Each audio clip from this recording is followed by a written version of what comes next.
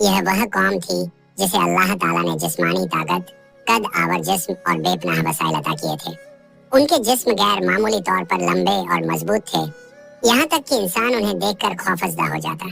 वे पहाड़ों की चोटियों पर ऐसे महल और किले तामीर करते जैसे कोई बच्चा खिलौनों से खेल रहा हो।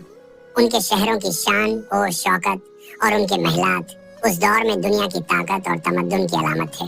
कुरान में उनका मकाम वाज़ह किया गया है। सूरह अराफ, सूरह हूद, सूरह मोमिनून, सूरह शुअरा, सूरह फुस्सिलत और सूरह अहगाफ में उनका बार बार जिक्र आता है। यह कौम अहगाफ के इलाके में आबाद थी। अहगाफ यमन और ओमान के दरमियान रेतले मैदान और बड़े बड़े टीलों पर मुश्तमिल सरजमीन थी। कुरान में साफ अल्फाज में फरमाया गया अल अहगाफ आयत 21। याद करो आग के भाई को जब उसने अपनी कौम को अहगाफ के मैदानों में डराया।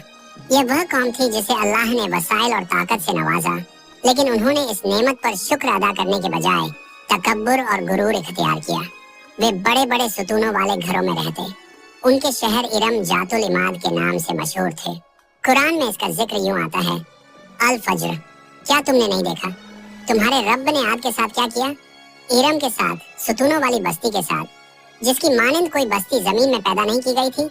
यह आयत उनकी तामीरात और अजमत की तस्वीर खींच देती है। कोई और कौम उस दौर में उनकी ताकत के बराबर न थी।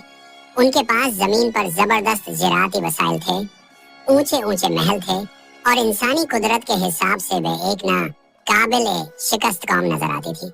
मगर इस ताकत के साथ साथ उनके दिलों में गुरूर और तकब्बुर पैदा हो गया। वे अपने आप को दुनिया की सबसे बड़ी कौम समझते। उनका ख्याल था कि उन्हें कोई जैर नहीं कर सकता। कुरान के मुताबिक वे कहा करते थे, हमसे ज्यादा ताकतवर कौन है?